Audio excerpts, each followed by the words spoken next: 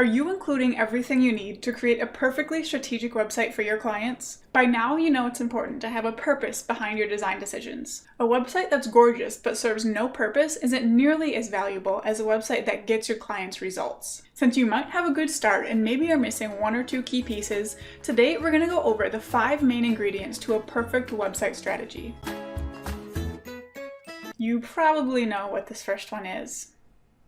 Wanna guess? Everything starts with your client's goals because everything you create depends on what your client is trying to do. The strategy for someone who wants to sell products is going to look quite a bit different than the strategy for someone who's trying to book out their coaching services. So before you start a project, ask your clients what their big goals are for their website. Knowing their ideal end result is going to give you something concrete to work with. The next ingredient is one that you might not expect, and that is trust. Trust is a big part of success. If your client is going to succeed online, their audience needs to trust them. And you have the power to help your client gain their audience's trust through your strategic design decisions. To get started, look at the layout of the design and think about how you can build trust through it. Yes, copy is a big part of this, but photos of your client and easy ways to connect with them are also going to play a big part. Website visitors like knowing the person behind the website, so use your design to give visitors an inside look at how awesome your client is. The third ingredient we're going to cover is website layout. The overall layout of a website is an important part of the strategy.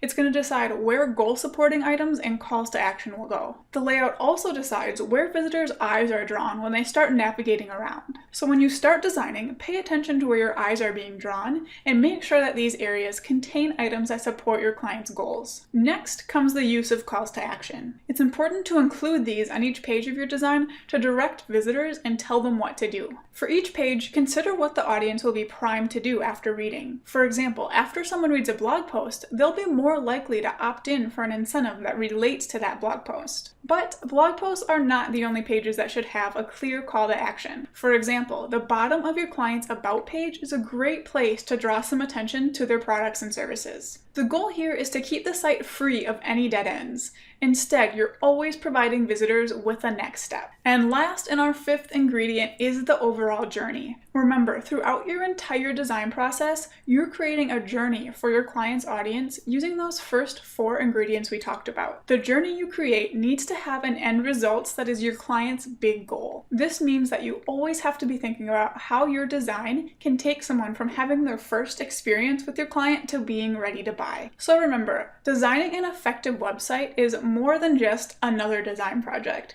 It's all about helping your client reach their goals, which will in turn help you reach yours. Leave a comment below to let me know which of these 5 ingredients you think is the most important, and also be sure to grab my checklist on the 10 steps to designing a strategic and effective website. As always, thank you so much for watching, and be sure to hit the subscribe button so you don't miss a video.